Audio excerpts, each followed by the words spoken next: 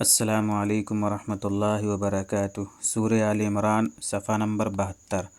اعوذ باللہ من الشیطان الرجیم وَلَئِن مُتُّمْ أَوْ قُتِلْتُمْ لَإِلَى اللَّهِ تُحْشَرُونَ، اور تم لوگ خواہ مر جاؤ یا مارے جاؤ، ضرور اللہ ہی کے پاس اکٹھے کیے جاؤ گے۔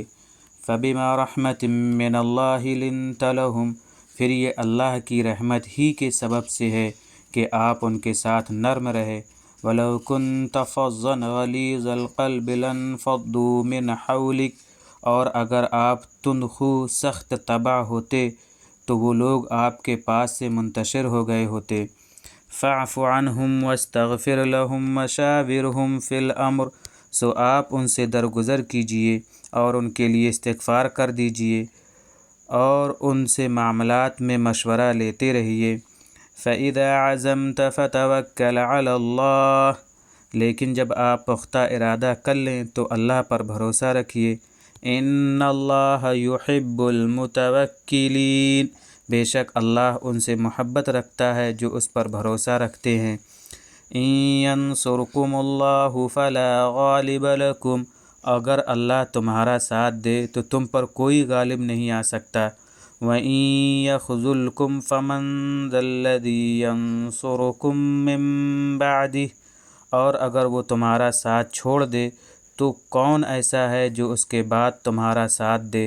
وَعَلَى اللَّهِ فَلْيَتَوَكَّلِ الْمُؤْمِنُونَ، اور ایمان والوں کو تو چاہیے کہ صرف اللہ پر بھروسہ رکھیں۔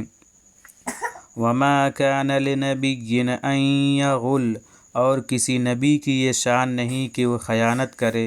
وَمَن يَغْلُلْ يَأْتِ بِمَا غَلَّ يَوْمَ الْقِيَامَةِ، اور جو کوئی خیانت کرے گا وہ قیامت کے دن اپنی خیانت کی ہوئی چیز کو حاضر کرے گا۔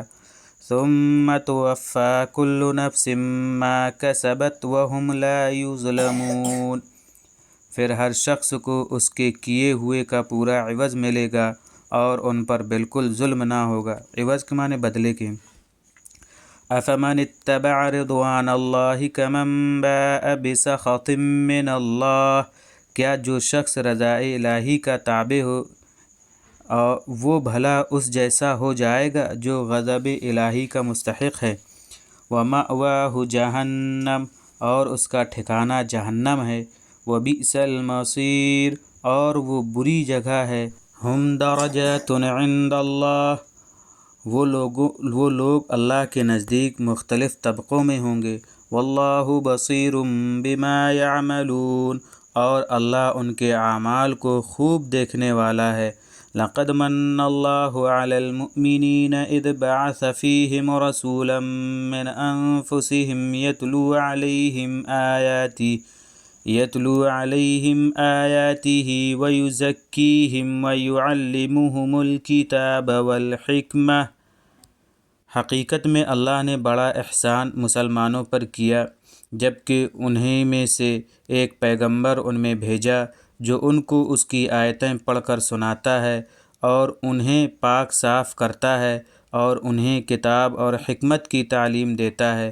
وَإِن كَانُوا مِن قَبْلُ لَفِي ضَلَالٍ مُّبِينٍ، اور بے شک یہ لوگ کھلی ہوئی گمراہی میں مبتلا تھے۔ أَوَلَمَّا أَصَابَتْكُم مُّصِيبَةٌ قَدْ أَصَبْتُم مِّثْلَيْهَا قُلْتُمْ أَنَّىٰ هَٰذَا، اور جب تمہیں ایسی ہار اٹھانی پڑی جس کی دوگنی تم فریق مقابل پر ڈال چکے تھے تو تم کہنے لگے یہ کدھر سے ہوئی؟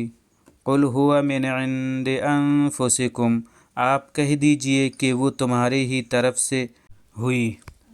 إِنَّ اللَّهَ عَلَىٰ كُلِّ شَيْءٍ قَدِيرٌ، بے شک اللہ ہر چیز پر قادر ہے۔ یہ تھا ہمارا آج کا صفحہ، انشاءاللہ ہم اگلے صفحے میں ملیں گے۔ السلام علیکم ورحمۃ اللہ وبرکاتہ۔